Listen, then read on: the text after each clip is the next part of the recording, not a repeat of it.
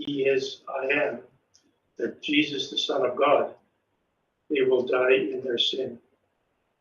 Jesus came to take away the sin of the world and offer eternal life with the Father to all. Because Jesus is I am, the divine name, only he can heal humanity of sin and reconcile it with the Father. Those who believe in him accept his gift of eternal life with the Father, whereas those who reject him refuse his gift and thus die separated from God. The Pharisees think about Jesus in earthly terms, not in heavenly terms. They thought Jesus was talking about killing himself when he was actually talking about his heavenly destiny. Where I am going, you cannot come, John 8. John's gospel often relates how Jesus was misunderstood.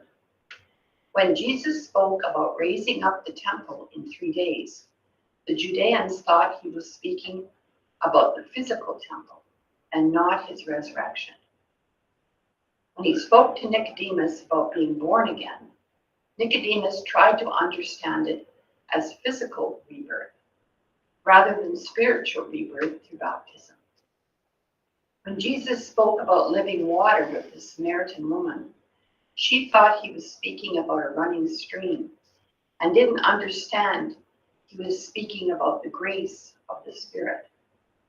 When Jesus spoke to the crowds in the synagogue in Capernaum about eating his flesh and drinking his blood, they quarreled among themselves and didn't understand he was speaking about the Eucharist. When Jesus identifies himself as I am, this provokes Judeans to ask, who are you? They want him to complete the phrase and say something like, I am the prophet, or I am the Messiah, and don't grasp that he is speaking about his divine identity. Jesus tells them that he has been speaking about his divine identity from the beginning. The people continue their misunderstanding and do not realize Jesus is speaking about the Father when he speaks about the one who sent him. Jesus' identity as the Son of Man is to be lifted up. This is the second time in John's Gospel he has spoken about being lifted up. The first statement, to Nicodemus, reveals the mystery of the cross as salvation. The second statement focuses on the cross as the culmination of Jesus' revelation. Seen with eyes of faith, the cross will reveal Jesus' divinity, divine identity. The triune God is radical and subsisting, self-giving love. Lord Jesus, the one who was, the one who is, and the one who will be. You have been lifted up on the cross to save us from sin. You have been lifted up from the grave to bring us to resurrected life. You have been lifted up to heaven and now sit at the right hand of the Father to intercede for us and rule over all things. Together, My adorable Jesus, may our feet journey together, may our hands gather in unity, may our hearts beat in unison, may our souls be in harmony, may our thoughts be as one, may our ears listen to the silence together, may our glances profoundly penetrate each other, may our lips pray together to gain mercy from the eternal Father. Amen.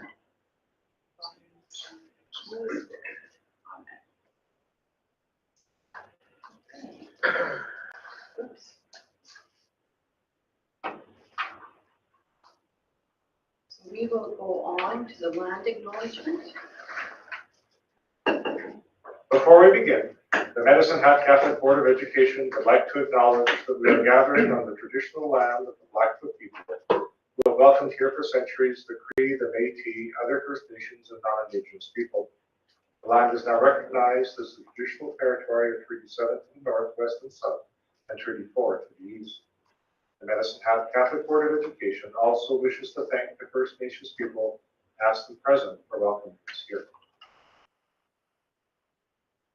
Okay, thank you.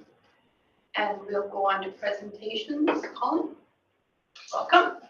Oh, Good afternoon, Madam Chair, trustees. Thank you for this opportunity. So I really just want to kind of give a update on where we are in regards to curriculum within the division. So you have the report there in front of you, and what you will see is that last year around this time, I presented kind of 5 main areas that we were going to focus in on for the division. So obviously the curriculum and framework is a big one, and so right away in August, we spent some time with all of our administrators, all of our K-6 teachers.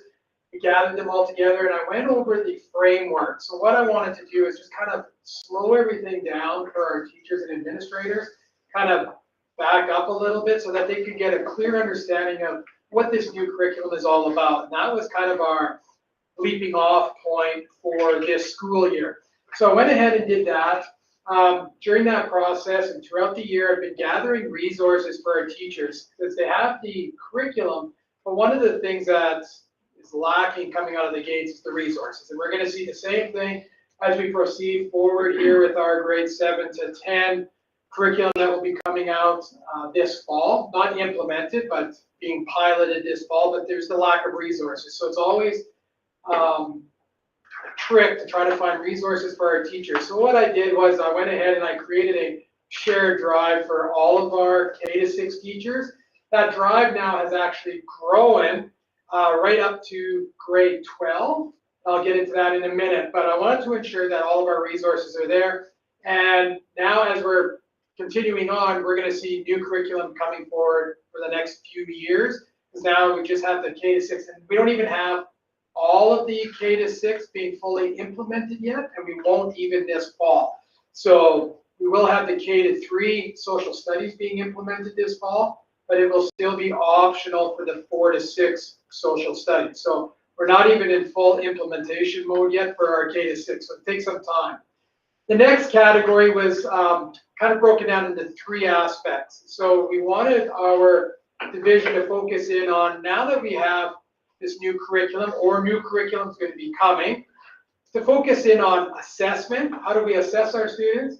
Then we get to the point of how do we evaluate to ensure our students are where they need to be? And then how do we report that out to our parents? So what we did was we focused in on kind of backwards thinking, and so we thought about the end product, and that's our report card. So what we did is we updated our K-6 report card. We didn't revamp it, like it's not entirely new. So what we did was we wanted to ensure that our learning outcomes on our report card matches to the new curriculum.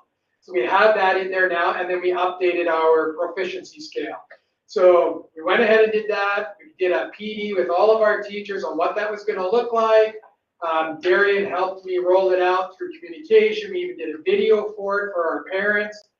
On the report cards, there's even a link right on the report cards that parents can click on that link. It takes them to the video if they needed to have that explanation of what this report card is all about. So we went ahead and did that.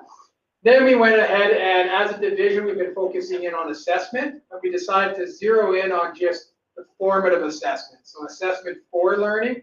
So we work with our administrators at every DLT. I introduce kind of a new topic with our administrators, and then I give them a presentation that they can use or not use or manipulate it however they want to utilize with their staff. So then they go back to their staffs and then they engage in these conversations. So we really wanted our teachers across the division to have conversations, for them to reflect on their assessment practices. And I'll get into that in a minute, but that has been eye-opening for the teachers, and it's been very, very positive. It doesn't matter if you're a veteran teacher or a new teacher, but it's been great conversations that have been happening there. And then looking at the evaluation process, how do we evaluate? And then coming next year, we're going to be diving more into the summative aspect of our assessments. The next was, now that we're doing these assessments, obviously with the new curriculum, we're assessing, and as teachers, we're starting to recognize, well, what do I need to be doing different? So we're focusing in on instructional practices as well. So our administrators are going back, having these conversations. I've also, within that shared drive, provided dozens of templates for our teachers that they can go and grab for their instructional practices. So if they said, hey, this would be a good area to utilize a fishbone. They just go in the drive and it's sitting there for them. Or anything, really, all right? Just dozens of examples in there. So it's a one-stop shop for them within that shared drive. So that was the instructional practices aspect. The big picture here is our collaborative response model that we're using. So I've been going in and sitting in on these collaborative team meetings at all of the schools, and I'm just a fly on the wall. I'm not offering up anything during the meeting, but I meet with the administrators afterwards, and we just kind of discuss how the meeting went, just give some suggestions or anything like that. Or it's an eye-opener for me where I say, hey, I actually got something here for you that you can utilize moving forward in the discussion that came out in your collaborative team meeting. In those collaborative team meetings, one of the things that's been so positive are these assessment conversations that are happening. So a lot of the teachers are reflecting and realizing, why am I doing that? Is it because I've always done it? And does that make sense today? And so a lot of our schools now are in these conversations. So, but they're happening because of this model, this collaborative response model that we have. I think we just had a meeting before. Those conversations wouldn't be so vibrant, but our teachers and administrators now, they are vulnerable. They're helping each other. The experts are in the school. And that's one of the things I keep addressing with our schools is that your experts are in-house here, right? I don't want you always to think that experts are somewhere else. There's great things happening within your schools. So let's share those things out and, teachers working with teachers. And then the last one there is the numeracy support. So I started the year off doing a big numeracy PD. Here where it's kind of focused in on from K to 9, not just K to 6, so went up to grade 9, and how to engage our students to enhance their number sense. Right? We can take them through operational computation, step 1, step 2, step 3, but a lot of our students struggle with the number sense or being numerate. And so I guided them through that. I, again, created a drive, and there's just a whole bunch of stuff I put in there for math talks, class starters that take 3 to 5 minutes in their class. The feedback that we're getting has been very, very positive. The teachers are saying, wow, like I'm getting to understand how my students are thinking through this process. The students are engaged. So that's been a big help for the teachers as well. And we're going to continue to do that. But along that lines, this is why this drive has gone up to grade 12 now, is because now I've been providing support and resources for our teachers up at McCoy from 10, 11, and 12, whether it's Math 10C or 20-1, whatever it is. I've been providing them some things, and that's been positive from them as well. They've been very, very appreciative of some of the stuff that I've been sharing with them. And then at the end there, I just put a table there, some of the big PD. I've done a lot of minor things within the schools, one-to-one with the teachers or with the administrators, but these were the bigger ones where I pulled the teachers together, brought them here for a morning or an afternoon, or in one case, we did it at McCoy, where we got all the teachers in 30-1 and 30-2 English and Social Studies, got them subs, and we got them together. So that's kind of like an overview of some of the things, the big rocks that we've been looking at this year. Our next steps here is really right now, I brought in he used to be the director for SAPDC, and he's retired, but he's contracted himself out to work on the new K-6 social studies. So anyone in the province that's been piloting it, he's been working with those divisions. We determined for this year that we weren't going to pilot it, but I reached out to him and said, hey, out of all the things that you've been doing with the other divisions, would you be interested in coming here and sharing with our K-3 teachers? And so he had no problem. So he came, he did that. So I brought in all our K-3 social studies teachers. So now they kind of got a head start for the fall to see where it's going to go. We're finalizing some of the details here about what the fall will look like in piloting some of the courses, not necessarily all of them, but they want to pilot, the province is going to pilot 7 to 9 math and social. They'll also pilot CALM and 7 to 10 PEW, phys ed and wellness. So we're just kind of looking at what will that look like for us moving forward. final preparations for all of our K-6 teachers. So half of our teachers this year have been piloting the Mathology resource. And I've been working with them, and that has really taken off because the Mathology doesn't just cover the math, but it's high in the literacy aspect as well, the assessment aspect. Teachers are now that they're in it and got used to it, positive feedback. So we're getting all of our rest of our teachers up and running for the fall. PD will be offered to them. I have 2 dates for them in June already, June 4th and June 5th, for them to learn how to use that, get going on it. Right now, we're finalizing our middle school report cards. So we have 2 middle schools. So we have Notre Dame and St. Mary's. So they will be our 6 to 9 schools. So been reflecting on so right now our grade 6s at Notre Dame do not use the outcome-based reporting. New curriculum's really demanding of some sort of outcomes-based reporting. So what we've done is kind of came up with an idea of what this could look like to maintain some of what they're used to already, but yet doing some outcomes-based reporting. I do have a teacher right now at Notre Dame that volunteered to kind of pilot this. So she's running it through for us. And so Annalisa and I are monitoring that and kind of fixing any of the glitches.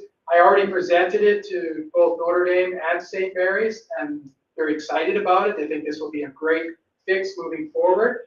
So if all things go well, our grade 6s at those 2 schools will be utilizing it in the fall. And then as the new curriculum continues to roll out for 7, 8, and 9, it'll just be a nice movement for our 7, 8, and 9 teachers. So we're finalizing that. And then, just continue to support our social studies teachers here so they're up and ready for the fall. So that's kind of just a brief overview of some of the things we've been doing this year and where we're going. Still have lots to do, obviously, with new curriculum that's still coming. Do you have any questions? David? I'd like to start off with an affirmation.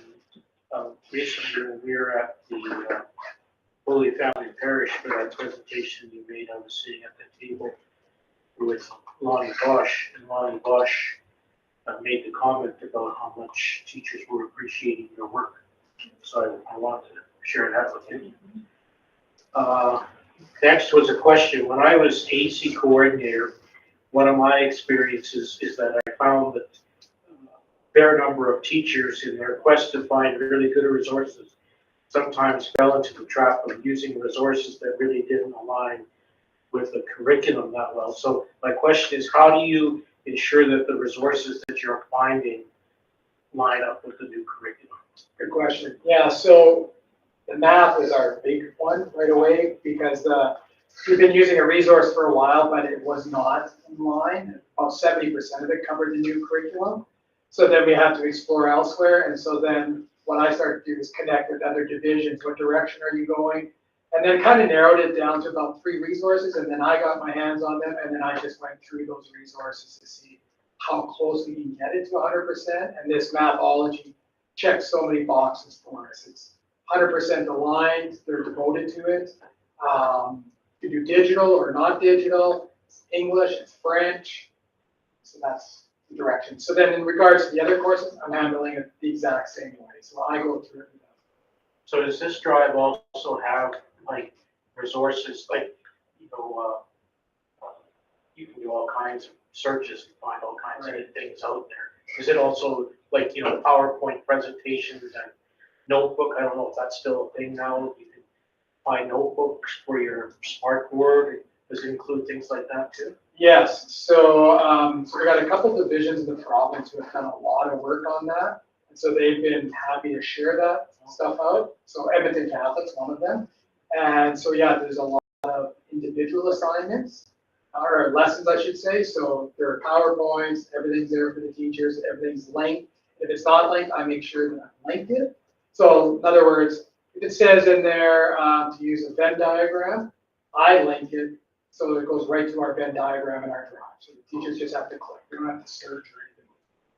I was intrigued to see, and I'm very much, sorry, I just clicked on the presentation. I forget what page it is now, but I was intrigued and encouraged to see mention of a French immersion committee. Could you talk briefly about what you see that doing and getting into? Yeah, so this committee I've got names on there already, so it's comprised of teachers, administrators, parents. And so as we move forward here in the next couple of years of moving our French immersion students, we really want to gather that community, the teachers and the parents alike, and give them some say in what this could look like, right? It's going to be fresh, it's going to be new for them. And so that's the idea of bringing this committee together. I just have the names, but we have not had a meeting yet. I've been kind of waiting for a shovel in the ground kind of thing, right? No, I'm just repeating myself. I think it's a very good thing to start doing. And, you know, our French immersion program, is it called the DELF? The Delph. The DELF. You know, our results have been very strong there. And so, and then I was also, one request, I wouldn't mind seeing copies of the report cards, just for my own curiosity. Thank you very much. Thanks. Any other questions or comments? I too am interested in the report cards, but we'll bring that.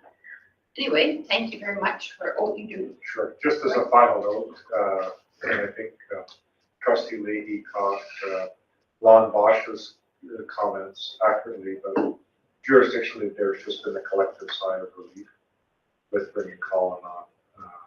And this report doesn't really capture all the things that he's doing.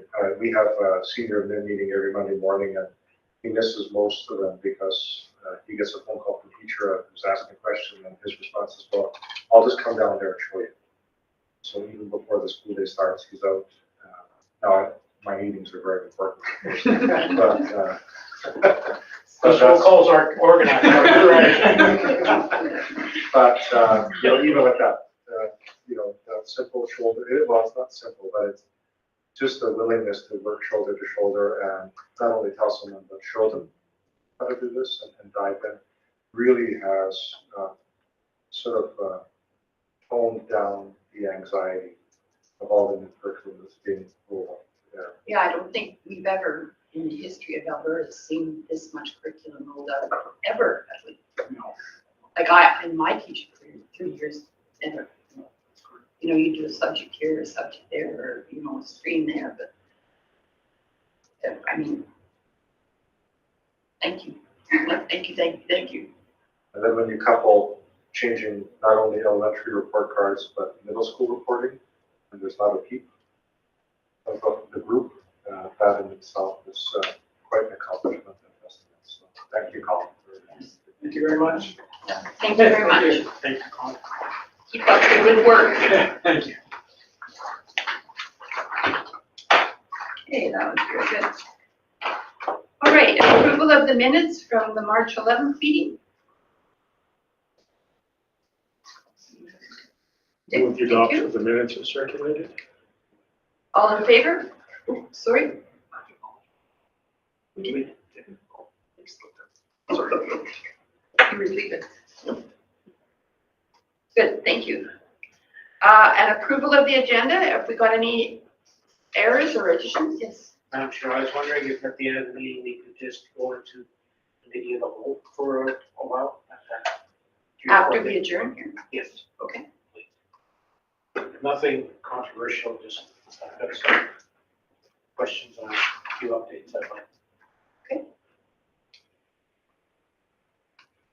If not, can I have someone approve the agenda? Mr. Leahy? And all in favor? Thank you. Okay, board communications. Catholic Education, School Parish Relations Committee, did you, that's Robert. We have a did you- meeting at the end of the month, next month, end of May. Is that, how often are those meetings? 3 times a year. Okay. And Religious Education Coordinator, do you have any highlights you want to? So my report is attached, it's just a yearly update in regards to the recommendations that Dean Sarnecki made for our division, so I'm happy to answer any questions. it was nice to read over that and to sort of remind myself of when he was here and what he had said. And that we are moving down that path. I have one thing on here I wanted to.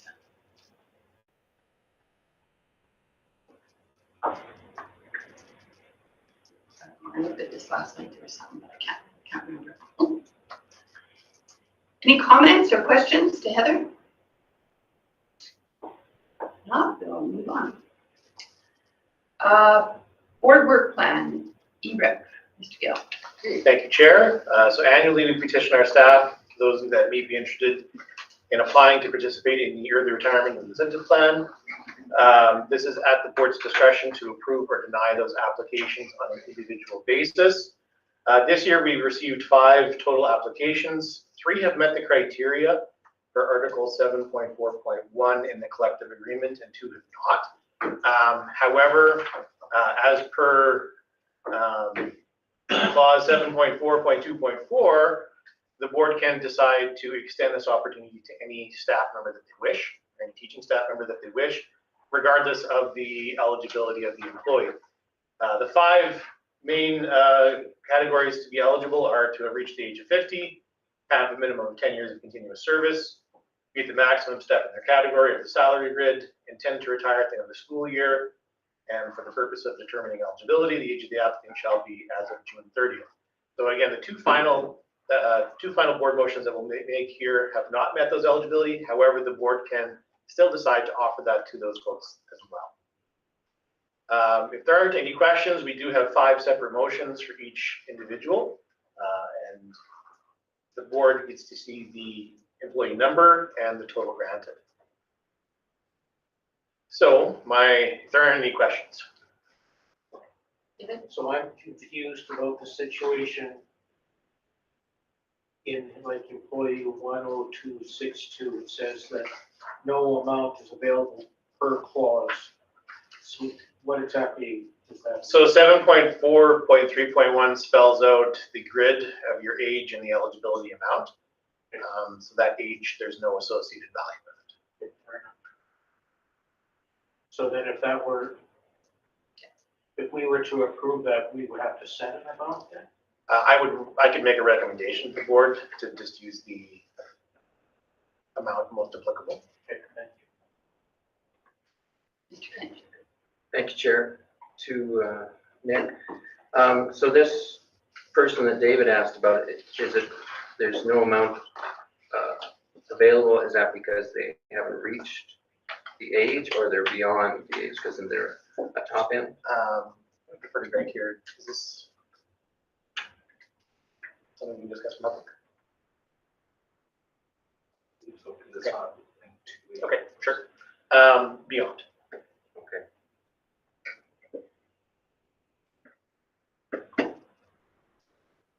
Okay, any other questions or comments?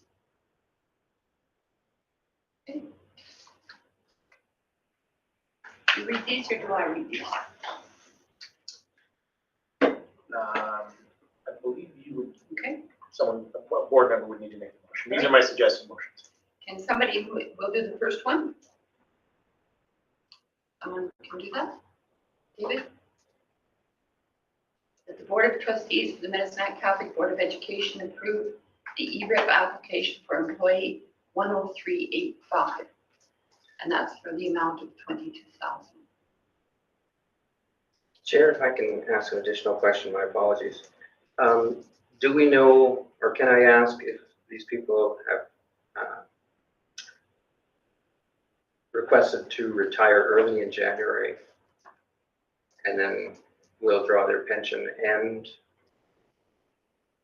teach for the rest of the year? Am I allowed to ask that? One of the factors to be eligible is that you intend to retire at the end of the school year. So the 3 that have met the criteria all meet that criteria. Well, that doesn't answer my question. Did they retire at the end of January? So if you were eligible, if you retired at the end of January, you'd not make that eligible. You wouldn't be eligible. But you're not retiring, intending to retire at the end of the year, you've already retired.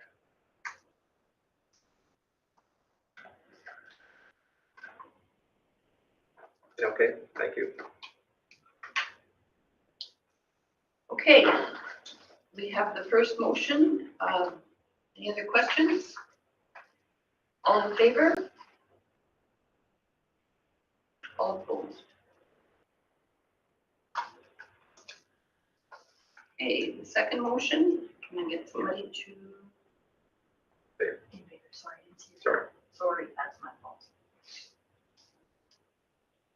You did, Mr. Kinch? You did the second one? Motion? Yeah. No, Just thank you. clarifying. Sorry. Sorry, I was just clarifying the vote, I didn't. Oh, sorry. I will move that, Chair. Okay, that the Board of Trustees for the Medicine Hat Catholic Board of Education approve the ERIP application for the employee 10412 for the amount of $30,000. All in, yep. Oh, sorry. All in favor?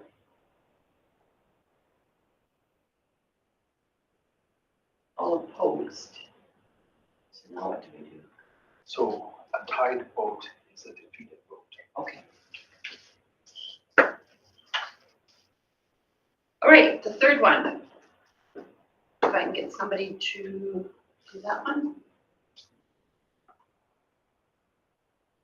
David, that the Board of Trustees for the Medicine Hat Catholic Board of Education approve the ERIP application for employee 10343 for the amount of $20,000.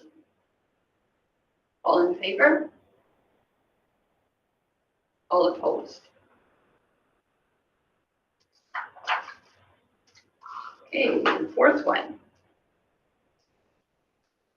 I will move that. Okay, Mr. Mestel, that the Board of Trustees of the Medicine Hat Catholic Board of Education approve the ERIP application for the employee 10262 for an amount not available. All in favor? All opposed? And the last one. Mr. Mestel, that the Board of Trustees of the Medicine Hat Catholic Board of Education approve the ERIP application for the employee 10337 for the amount of $20,000. All in favor? All opposed?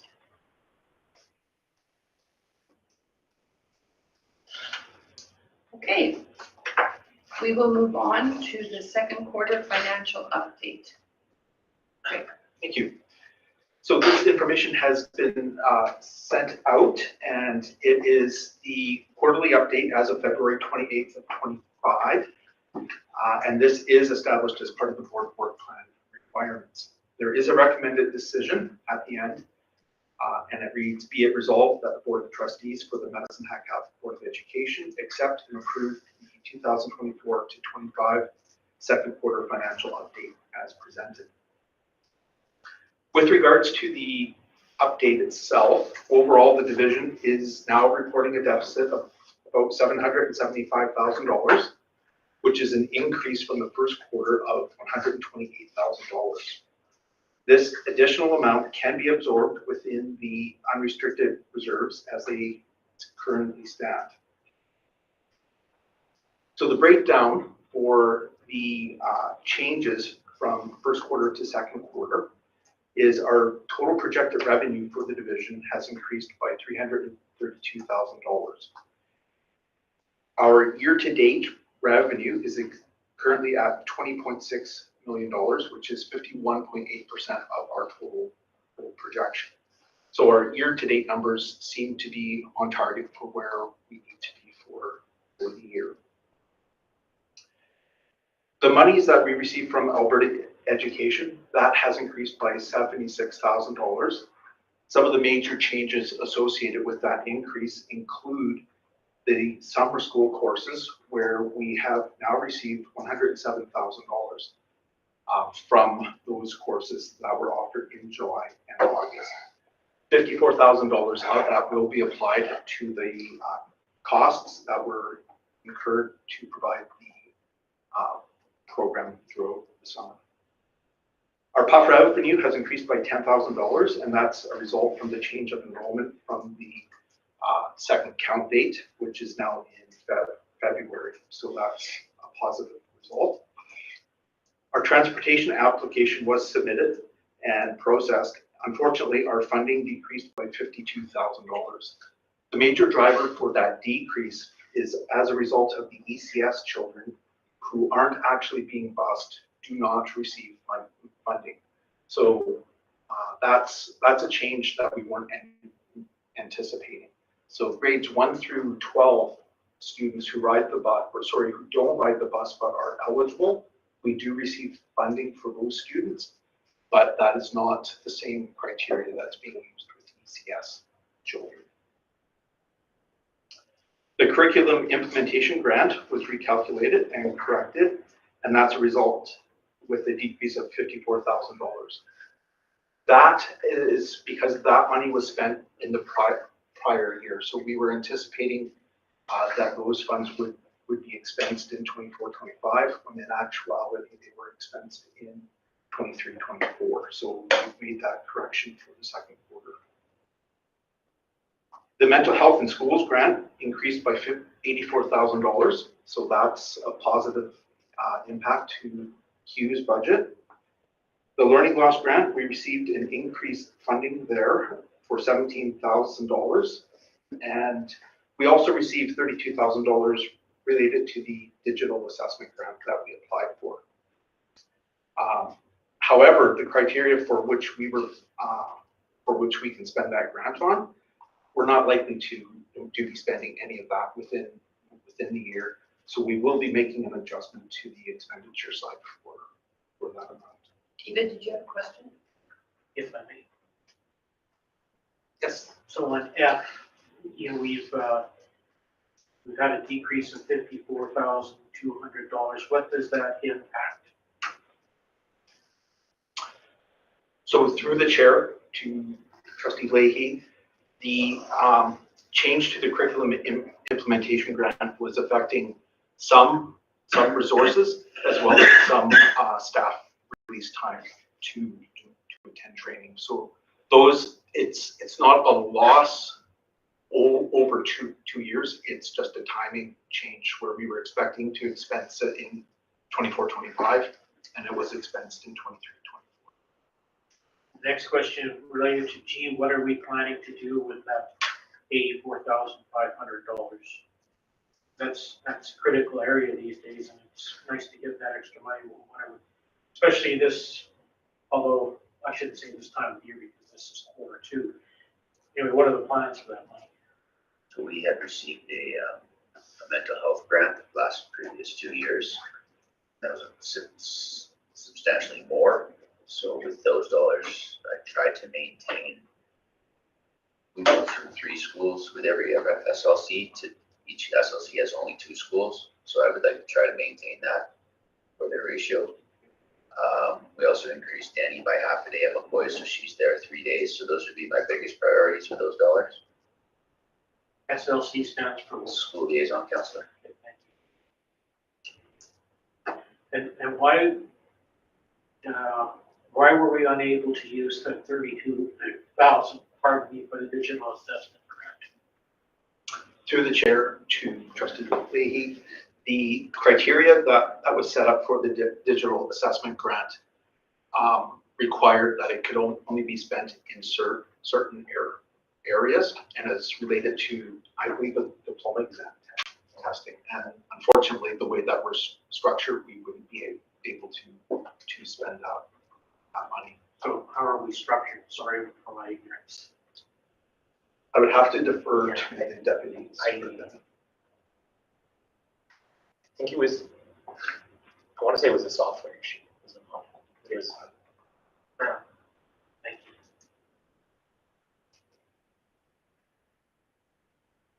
Okay. So other revenue sources from the other government of Alberta funding, the Calgary Police Foundation will continue on to April 30th of 26. So that's an additional $30,000 in the 24-25 budget, which goes directly into learning services. We also received $50,000 from Alberta Education to be used towards a strategic planning document. So essentially a capital plan. So we just actually received that a couple weeks ago. So we haven't developed the formalized plan on how we're going to develop that capital plan. This isn't here, and I realized you put this out last week, which I appreciated, but there was an announcement on social media where the government said they were giving some money. It mentioned our school district for, I forget the term. Sorry? But it had more to do with schools, developing, it came from infrastructure, that there was money coming from us to look at another project. You know what, did you get that announcement? Presumably that's that one.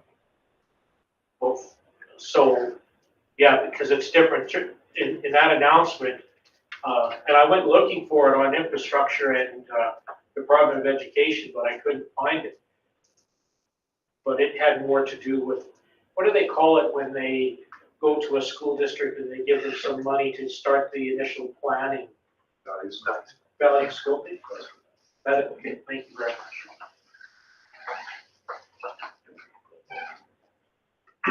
Instructional resource revenue has increased by just over $20,000, and that's a result of either school fees, academy fees, or band fees being adjusted based on what schools are expected to receive by the end of the year.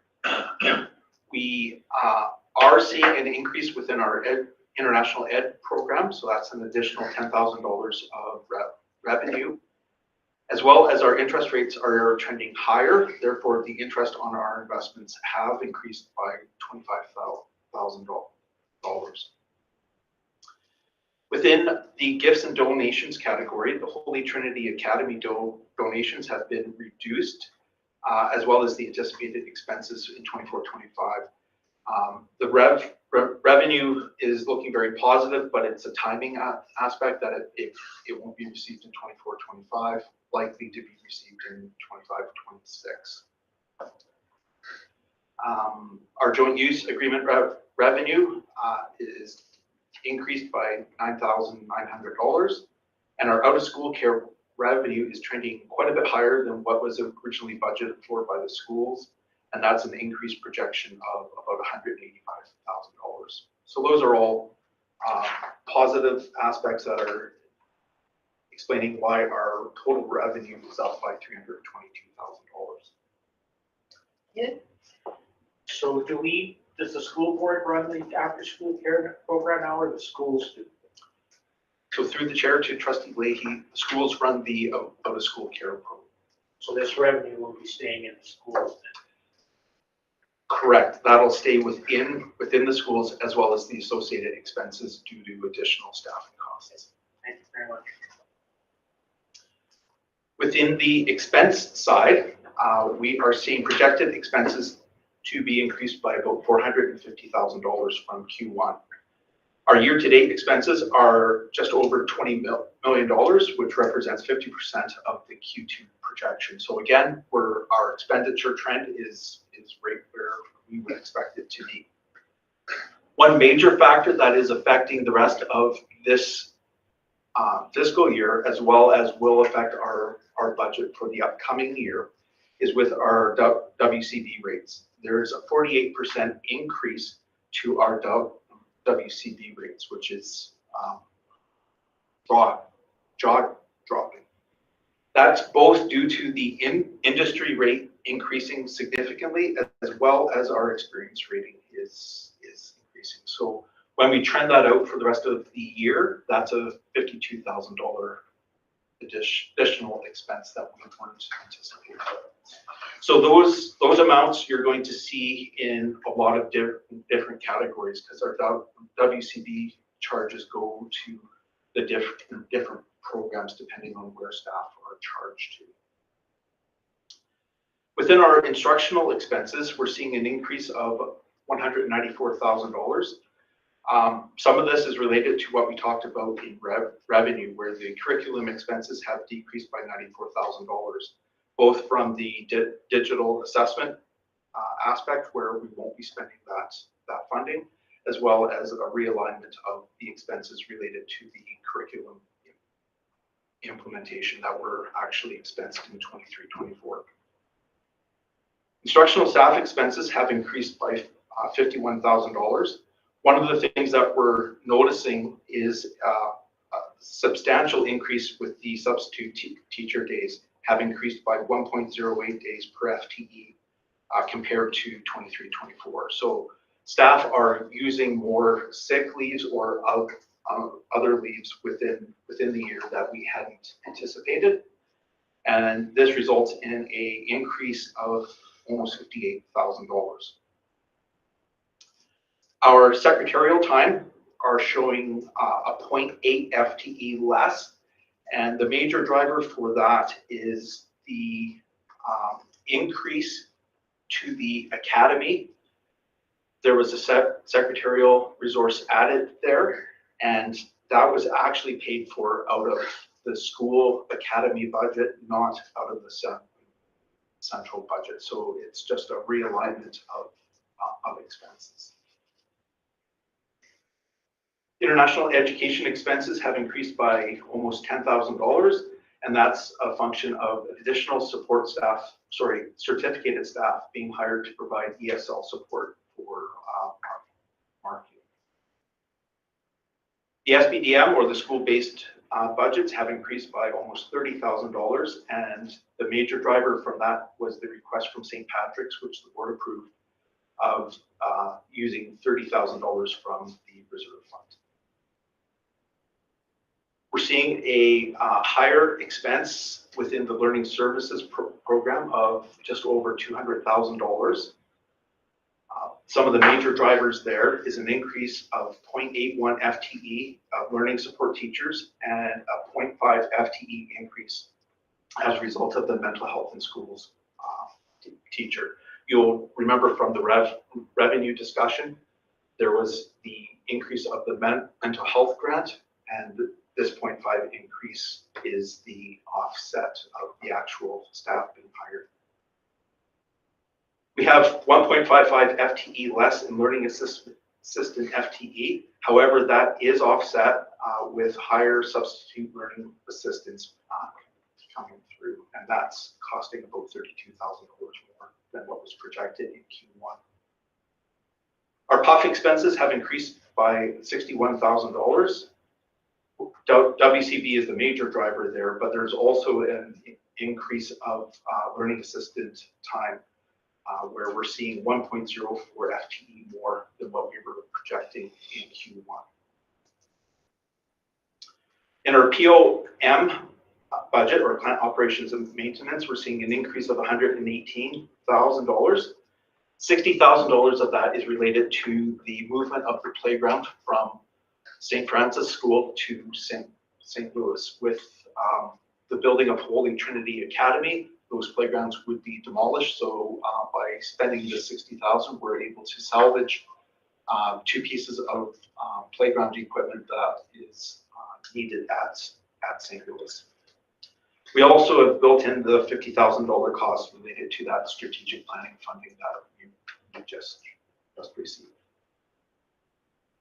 We have a small increase within the transportation budget, and that's a result of an increased FTE within the department, as well as an adjustment to the grid to reflect that individual's responsibilities. Administration expenses have increased by $31,000. The major driver there is an increased FTE from 0.5 to 1.0 for the front reception. External services have increased by almost $158,000. The major increase there is from the out-of-school care expenses. We're seeing higher revenue activity and activity within the schools, and the offset for the higher revenue is higher staffing costs. And our school consolidation expenses have decreased by $70,000. The majority of that savings is a result of the cancellation of the contract for fundraising. However, that is mildly offset with a small increase to the uncertificated wages of $34,000 to reflect the activity that's going on for fundraising. Trustee Lee, yes. David? So the number 3 talks about uncertificated wages increased due to increased FTE within the department. I take it that department, because we don't have a transportation department, do we? It's someone in financial services. Within the transportation budget. So that's someone elsewhere in the building who's part of their FTE is responsible for the transportation and the reporting and all that kind of stuff. Correct. So that FTE has been increased. Correct. And a large function of that is we're doing a lot more work within transportation than we historically have for very good reason. So we know very precisely who's on each bus, and that's one of the requirements for the funding. The downside for knowing that is now Alberta Ed knows precisely who's on the buses as well. So, and this is my ignorance again, so please excuse me. Are transportation expenses in terms of what FTE, is that in a separate envelope from administration expenses? Correct. Okay, so when they calculate how much school districts have spent on administration, whatever costs we have in transportation aren't part of this. Okay, good for answering. What is, in number 5, what is OS, out of school care expenses? OSC, yes, sorry, out of school care expenses. Thank you very much. Kind of the fancy term for before and after school. That $60,000 for the movement of the playground, we're paying that, right? Yes. Yeah, so does that come back, like does St. Louis pay that back, or how is that? We are working with St. Louis to engage in a fundraising. Yeah, I knew that, we were aspect. doing that. But we probably won't have any revenue from the school within the current fiscal Right, year. in So this yeah. will be a Okay, long term. no, I'm okay with that, I just wondered. Okay, So this leaves us with the reserves, and we are still in a good position with our unrestricted reserve. Even with the increased deficit, we are forecasting that the year-end balance for our unrestricted reserve will be $207,000. That's a little higher than what we were anticipating at the end of Q1, and part of it was a realignment of funds from the restricted reserve into the unrestricted reserve. We had $187,000 that we had moved into the restricted reserve. However, the need to move that into the restricted reserve wasn't there because the expenses associated with that at year end were already built into the unrestricted net assets. So we're just going to keep that $187,000 in the unrestricted net assets. So that leaves us with a closing balance of $207,000 at year end. David? So what was that 187,000 originally intended to be used for in restricted reserve? So when we had developed the budget as part of the spring, the process we were going to use is the deficit from the fundraising for Holy Trinity Academy. We were going to identify as part of the restricted reserve and then move revenues coming in to offset that deficit. However, that transfer did not occur at year end. We just left it as part of the unrestricted reserve. So the need to move those funds to cover that deficit in the restricted no longer exists, and we we've made the decision to keep it as part of unrestricted assets.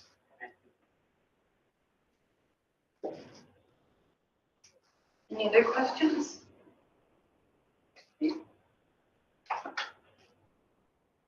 So the recommended decision would be it resolved that the Board of Trustees for the Medicine Hat Catholic Board of Education accept and approve the 24-25 second quarter financial update as presented. If I can get somebody to make that motion. Mr. Kinch, thank you. Any questions, discussions? All in favor? Great, thank you. Thank you. Okay, information items, strategic priorities, Dr. Switzy. Thank you, Chair. Through the Chair, the strategic priorities update is provided. This is a standing item that's there. As a note to highlight, last time I checked, our tender did close on the 3rd, and there were 4 companies that were bidding on the project. And so hopefully next week we should find out a little bit more information in terms of the outcome. I was surprised one wasn't more. Yeah, I know there were a number of companies that came to the pre-qualifying meeting, but after that, the process, who qualified and who didn't, or who was interested and who wasn't, I'm not really sure. But we're lucky that we have 4, so it's it'll be the tender competitive. So that's the same.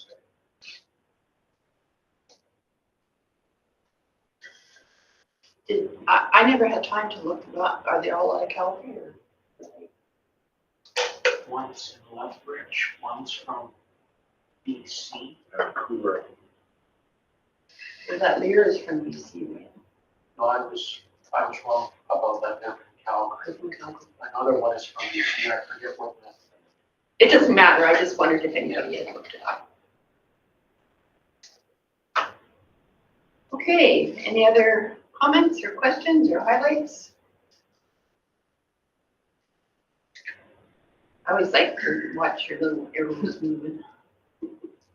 Chelsea has become a master of reformatting that once a week, so. I love it. So good. Okay, AP 250, Mr. Lair. Just updated AP for your information. Questions? Is there any questions? I didn't have any.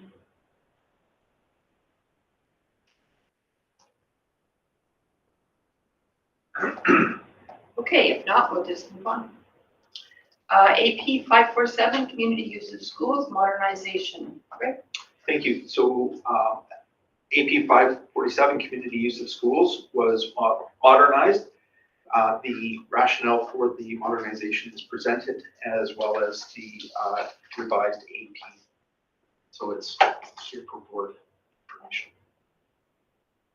Okay, any questions, comments? We'll just move on. Communication report. Darian. My report's attached. The analytics are a little bit different this month. You may notice. There's 4 links, including now an engagement report for all of the schools, comparing their Facebook pages and their social and their Instagram accounts. So if you click the link, you can pull up, like the all schools, like Facebook, for instance. It pulls for the entire month, and you can see kind of a chart of all the channels. They all have their different colors, so you can see their daily page likes, their number of engaged users, the impressions that are made, so that's how many times like their content goes past them on the screen. And then it even does a breakdown per school. So it's a long document, like I guess 79 pages, but it even highlights all of their, it's easy, it's digestible because you're flowing through it, kind of like you're flowing through a Facebook feed. And so you can even see, that they had comments, if they had paid advertising. Organic is obviously just a natural reach based on your followers or based on engagement. So yeah, a little bit of a different format, but I thought it was nice to see. And then it even highlights the most engaging posts that they had that month. So you can see like McCoy's most engaging post was when Barker Thompson was signed the U of C Dinos football team. You can see kind of what people are interested or, what get the likes, what get the shares and what want to see. So I'll also show this to DLT in future months so they can, the spirit of competition and comparison. No, it's good to know. I think that data is important. And then the last two links is just the divisions reports. Good, and then all the stuff we were in the paper and. There's lots going on right now. Yeah. Actually, I had somebody come up to me at church and was, and you guys must be doing a lot over there. Oh, just the people. We trying. I didn't know if that was a good or a bad thing, and I didn't ask. We're always there. The news, they take, they'll take flip flops off of our website, too, like information items. So that is an extra way to get it. Yeah. No, lots of really good stuff, lots of really good getting us out there. And we really do need to get us out there, right, Heather? Heather's the best. She sends me all the stuff. That's good though, because in our survey that came back from the what was it? Pastoral renewal survey, we didn't score so high. It wasn't bad, it just wasn't good. For people knowing who we were. Wow. It was 80% were happy, but 20% weren't. That thought that we weren't out there. That we weren't doing enough. It is a good number, but suppose 20% is kind of high compared to the diocese. Right. We were high. Yeah, I know, David, I had that same, like we're doing more now than we've ever done. As far as parish, school, out in the community, I think we're doing a really super job. But that didn't reflect in that survey, so it's been kind of, Heather and I are on the renewal team. And it kind of bugged us that was there. So, good for this report and good for, We're on it. tell our story. All right, action and discussion items. Holy Trinity Academy groundbreaking.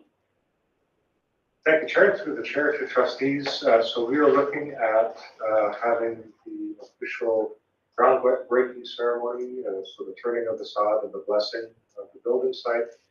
And Heather has suggested that World Catholic Education Day on May 29th might be a nice day to do that. I don't know if the bishop would be necessarily available for that. He is unable, He's on. but the priests are both able. So I think that would be a nice date and draw attention to. Will we have the tender back by then? May 29th, we should have then. I'm hoping that there should already be some dirt being moved there. Okay.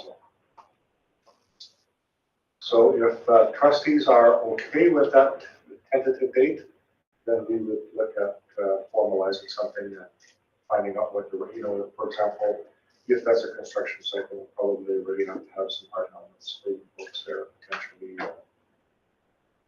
We can't get you out to the property once they start Right. working on it. But so if you are fine with that date, then we will start planning. What day is it? Thursday. Thursday? It's also Ascension, the Feast of Ascension.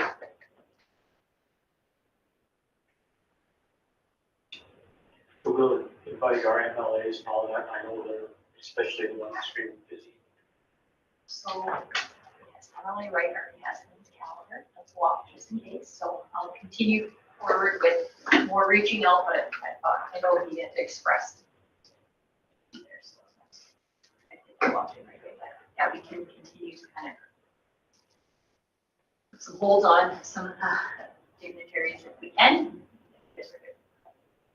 So would it be Exciting. also a bit of a social ribbon cutting, sod turning, cake, tea for whatever I don't know dignitary much show? about that part, this would be my first, but I know in previous, like, we would love to have the St. Mary's Choir or like students there in some capacity, probably from St. Francis as well. I'm not sure about the food, certainly we may be able to do something like that or even go back over to St. Francis potentially, but yeah, we'll look into, but it would be a bit of a program for sure.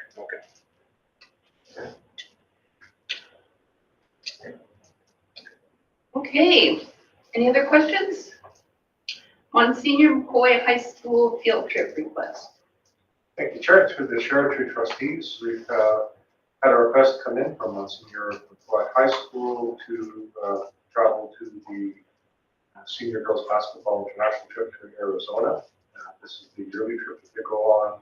So the committee, the field trip committee, met and went through all of the procedure that we do to approve the trip and make sure that they meet all the requirements.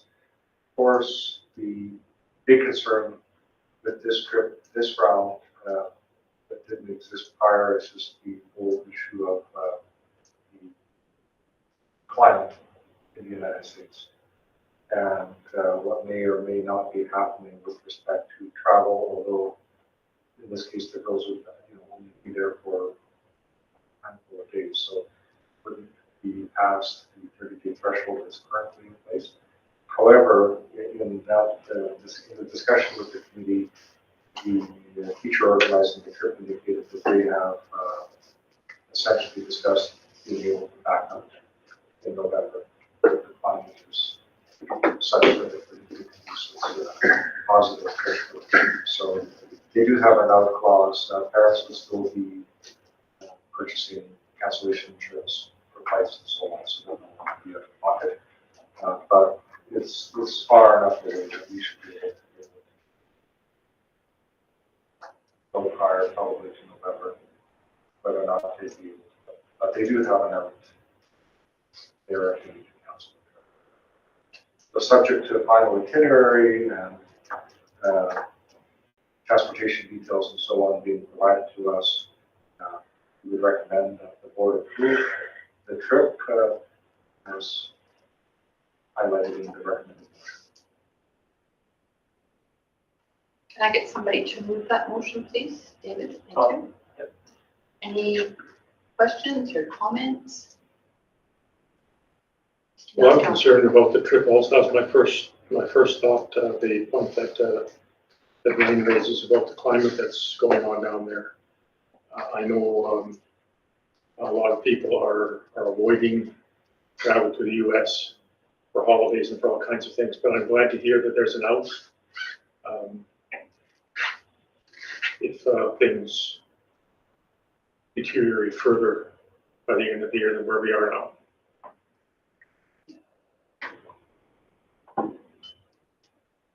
Okay, any other comments? All in favor?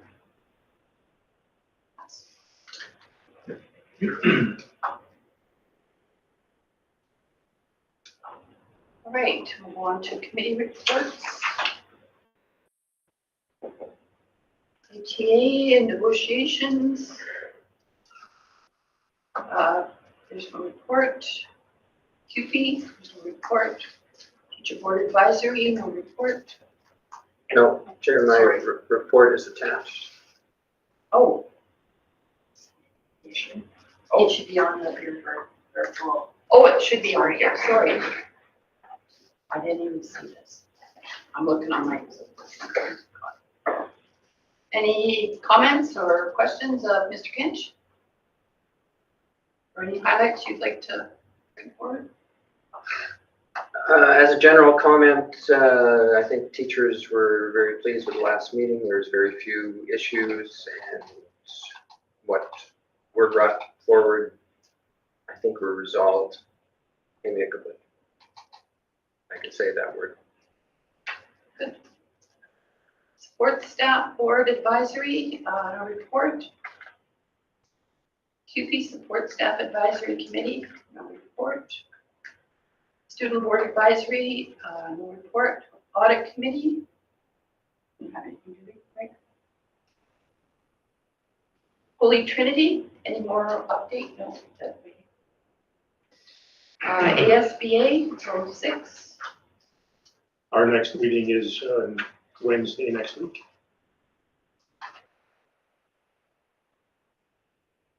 Okay, ACSTA, I have a meeting in the first part of May on that. Education Foundation. How did their raffle and stuff go? The raffle has not concluded. Oh, It will conclude on the 10th. And happy to report that it has exceeded last year's results. So currently, last I checked, which was this morning, I think, the winner would receive $2,300, which means there's over $4,600 collected. And I don't know if it's changed since this morning. Parent Association meeting, my report is on there, the minutes from our meeting. And TIVA, there's no report. So closing prayer, St. Louis. Try this again. This is so cute. You can even hear them this year. Yeah, I think we can.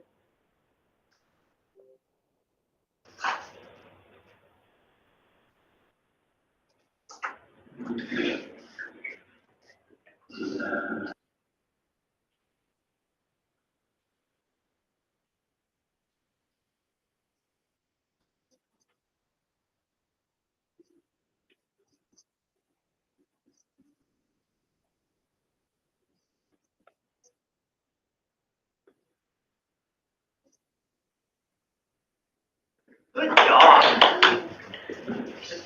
Okay, Make a suggestion if this occurred to me now, okay. related to what you said about the pastorals. Darian does such a good job. Like recently, he posted something where kids were talking about their teachers and stuff. Oh, yeah, That's yesterday. cute. So, like, is it possible, I know the two parishes have electronic bulletins. Is it possible to have a small section of those bulletins linked to things like Darian produces? Really to our pages. Give it to our pages, Yeah. because, I mean, like, that's impressive. Beautiful. Right, so, and I agree, you read my face. My face is exactly like your face. Yeah, so I am very happy with what we're doing. My two very engaged followers. So, just an extra step, an extra, how to reach out. I was even thinking, even though it might cause problems, because Holy Family is a much better equipped for this kind of stuff and when to start it. Anyway, to show videos before or after church. Like some people might complain, like I'm here 45 minutes ahead to say my rosary. I don't want to be, I get it. But, anyway. So, Thank you, Chair. Through the chair, trustee Leahy, I appreciate your comments because I think for the folks that are on social media, you probably are well aware of all the things that are going on. It's the ones that aren't that want to. So we've been looking for ways at the church to either have a video or a slideshow or something, just to bring awareness. And so I love the idea of the link as well. you should offer that Chromebook Essentials class to anybody over the age of 18. Like, we'll get you your own. We'll teach it to church hall. If you don't have social media, we'll get you one of these and have them already hardwired or whatever it is. Yeah. No, good idea. You do a good job. You do a good job sharing it. But everybody's doing such a good job and it needs to get out, it needs to get out there. All right, we are adjourned. So we're gonna stay for the committee of the whole. We'll give you And I promise to go back. Okay.